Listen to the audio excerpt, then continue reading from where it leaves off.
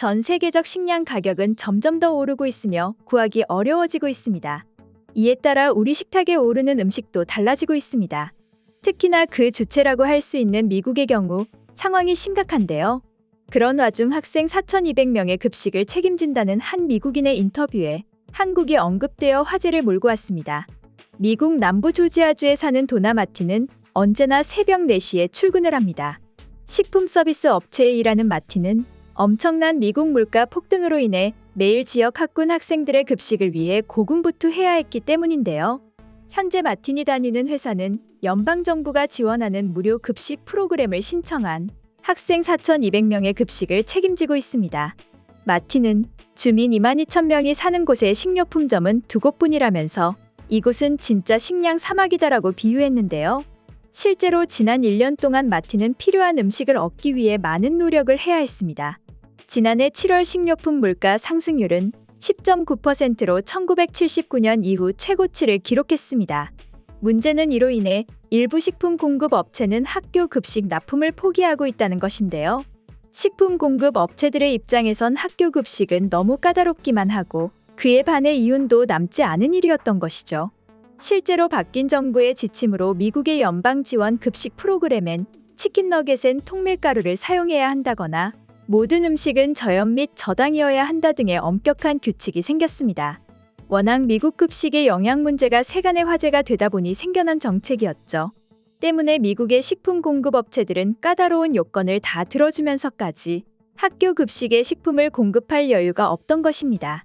그러나 공급 업체들을 탓할 수도 없는 것이 물가 상승으로 인해 벌어진 인력 부족으로 이들 업체 또한 트럭 운전사를 구하지 못하고 있으며 석유 가격은 작년보다 60%나 치솟아 피해가 이만저만이 아니었던 것입니다. 결국 마틴은 시리얼부터 베이글 및 요구르트에 이르기까지 모든 종류의 음식을 직접 구해야 할 상황에까지 이르렀는데요. 때문에 마틴은 아이들이 좋아하는 땅콩 버터를 구하지 못했을 땐 콩딥으로 대체하는 방식으로 버텨나가고 있었습니다. 문제는 이렇게 음식이 대체될수록 아이들이 급식을 먹지 않는다는 것입니다. 실제 콩딥만 하더라도 아이들에게 인기가 없는 식품 중 하나였지만 어쩔 수 없는 선택이었죠. 그리고 그런 마틴이 현재 가장 부러운 나라는 바로 한국이라 밝혔는데요. 인터넷을 조금만 뒤져봐도 한국 아이들이 먹는 급식의 수준은 그야말로 놀라웠기 때문이죠. 마틴은 이런 상황 속에서도 저 정도 수준의 급식을 유지하는 한국의 급식이 대단할 뿐이다 라고 밝히기도 했습니다. 실제로 한국의 경우 미국과 마찬가지로 고물가에 신음하고 있지만 적어도 아이들이 먹는 급식만큼은 예전과 크게 달라지지 않았습니다.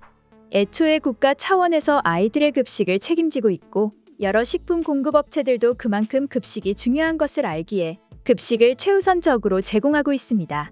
게다가 사실 이미 한국의 급식은 전 세계로부터 그 뛰어남을 익히 인정받고 있었는데요. 해외 커뮤니티만 보더라도 매일같이 올라오는 한국의 급식 사진들은 외국인들의 극찬을 받고 있었습니다. 통닭을 통째로 주는 급식이나 랍스타를 제공하는 급식 등은 외국인들이 믿을 수 없다라는 반응까지 불러일으킬 정도였죠. 무엇보다 외국인들이 가장 놀라워하는 점은 한국의 급식들은 어떤 지역을 가도 평균 이상을 하고 있다는 점입니다.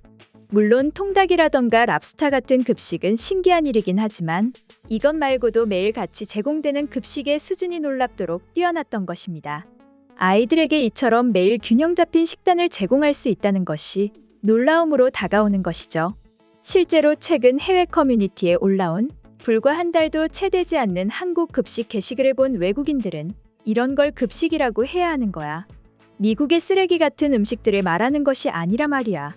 우리 아이가 이런 급식을 먹었다면 조금도 걱정하지 않았을 것이다. 라며 극찬을 아끼지 않고 있었습니다. 물론 거시적인 경제가 안 좋은 것은 사실입니다. 하지만 그렇다고 나라의 미래라 할 수 있는 아이들이 먹는 음식까지 달라져선 안 된다고 생각이 드는데요. 이러한 부분에선 한국이 참 잘하고 있는 것이 아닐까 싶습니다. 오늘의 준비한 소식은 여기까지며 다음에 더욱 새로운 소식으로 여러분들을 찾아뵙겠습니다. 감사합니다.